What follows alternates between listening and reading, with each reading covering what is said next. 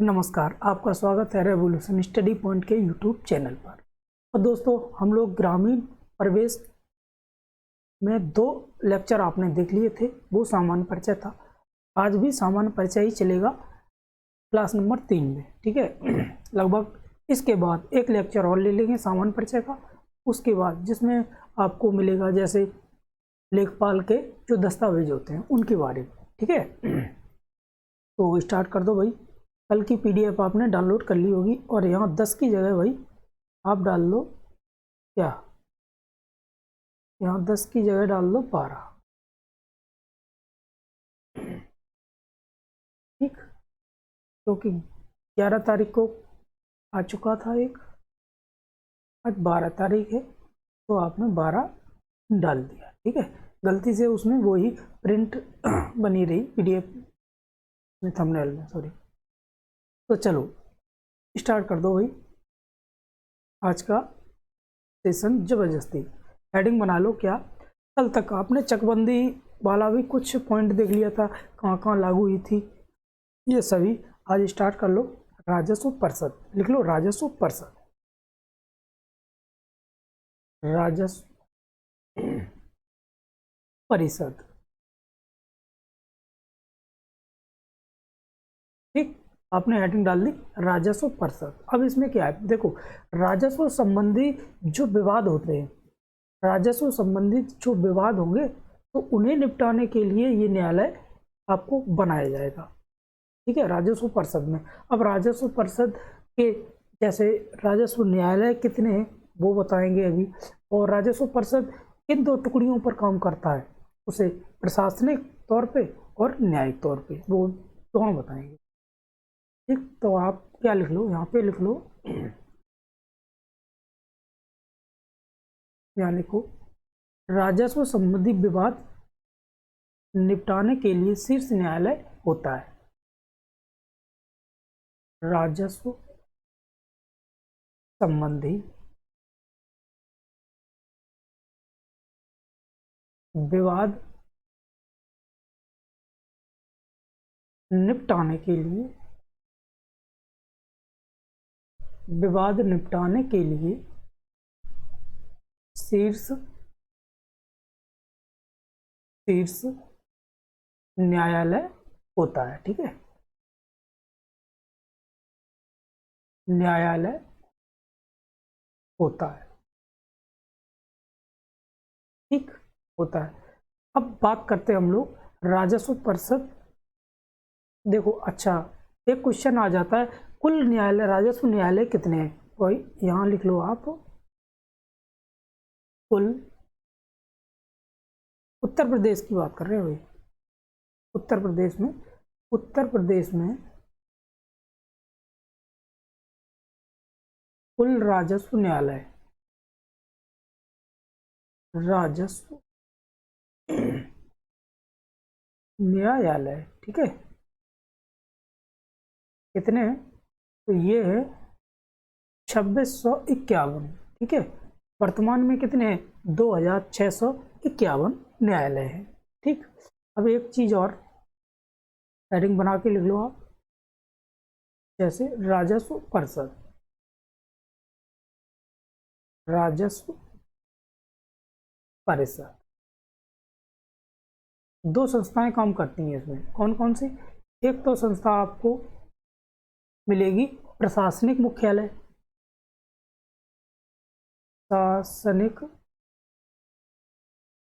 मुख्यालय, ये कहाँ है, ये है भाई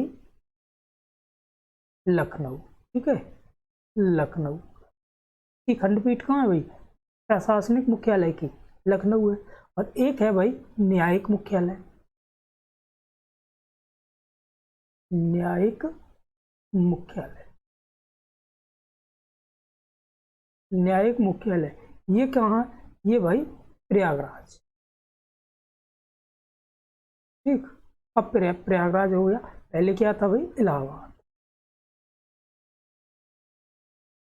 ठीक, प्रयागराज। आप ये समझ गए, राजस्व परिषद के 2 मुख्यालय हैं, एक तो भाई प्रशासनिक मुख्यालय, वो है कहाँ, लखनऊ में, और एक न्यायिक मुख्यालय वो है इलाहाबाद यानी प्रयागराज में। ठीक है, अब देखो,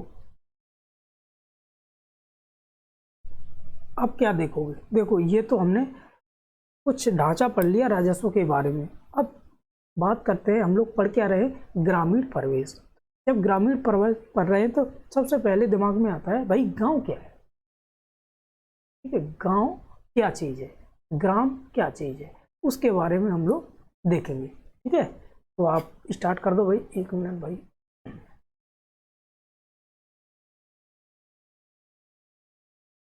और गांव में जो कंडीशन होती है गांव बनने के लिए, उसके बारे में सभी हम लोग अभी देखेंगे। ठीक है, देखो, तो आप क्या करोगे, हेडिंग बना लो, हेडिंग बना लो ग्राम या फिर गांव। ठीक, क्वेश्चन टाइप में लिख लो आप, देखो ग्राम, पुस्तक में लगा लो गांव। गांव क्या होता है,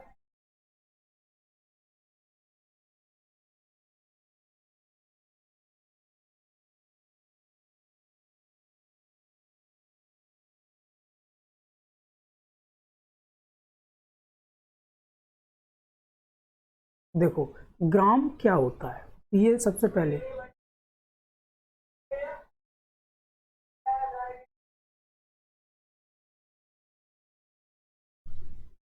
तो बात करते हैं ग्राम क्या होता है। इसमें क्या है भाई, इसमें बात करते हैं, देखो गांव क्या होता है, क्वेश्चन तो अभी आंसर इसका देंगे। सबसे पहले इस गांव जो शब्द है वो कहाँ उल्लिखित हुआ है, उल्लेख कहाँ हुआ है इसका। देखो आपने हिस्ट्री में पढ़ा होगा शायद, वैदिक साहित्य में इसका उल्लेख हुआ था। वहाँ सबसे पहले वैदिक साहित्य में गांव शब्द का उल्लेख हुआ था, ग्राम शब्द का उल्लेख हुआ था। ठीक है, समझ गए। आगे, राज्य सरकार, राज्यपाल द्वारा ये अधिसूचित एक भौगोलिक क्षेत्र गांव कहलाता है। मतलब समझिए आप, राज्य सरकार में जो राज्यपाल होते हैं वो एक भौगोलिक क्षेत्र को, भौगोलिक क्षेत्र की संरचना, मतलब उसकी जनसंख्या के आधार पर, क्षेत्रफल के आधार पर इसको डिसाइड करके वो अधिसूचना सूचित करते हैं। ठीक है, तो आप एक बार लिख लो भाई, यही बात है, फिर आपको आगे समझाएंगे। देखो ग्राम शब्द का उल्लेख, ग्राम शब्द का उल्लेख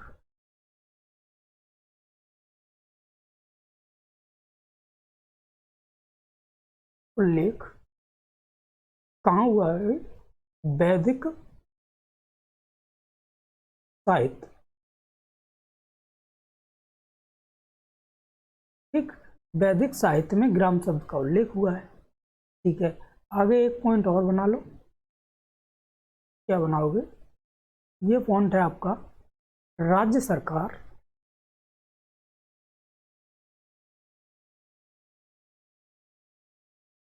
राज्य सरकार यानी राज्यपाल के बारे में, राज्यपाल, राज्यपाल द्वारा अधिसूचित,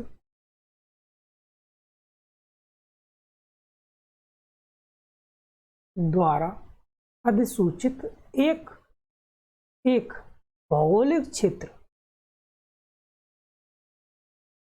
एक भौगोलिक क्षेत्र,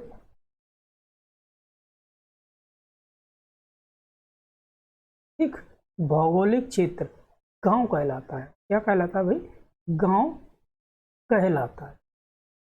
आप समझ गए भाई, और भी इसको डिटेल में बताएं। अब ये तो हो गया, राज्य सरकार मतलब राज्यपाल द्वारा अधिसूचित एक भौगोलिक क्षेत्र गांव कहलाता है।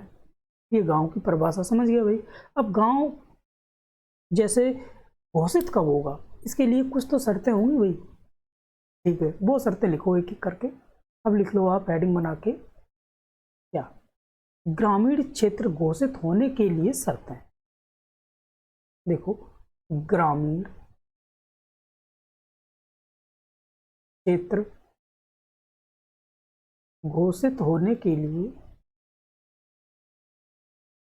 घोषित होने के लिए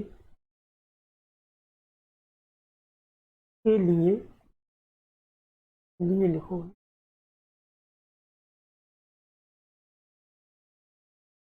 आवश्यक शर्त है। क्या है? आवश्यक शर्त है। ठीक, इसको देखो अब।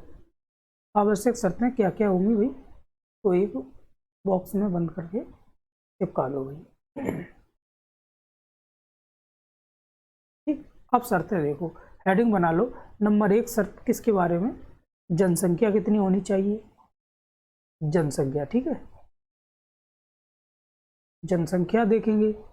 उसके बाद हम लोग क्या देखेंगे? जनघनत्व देखेंगे,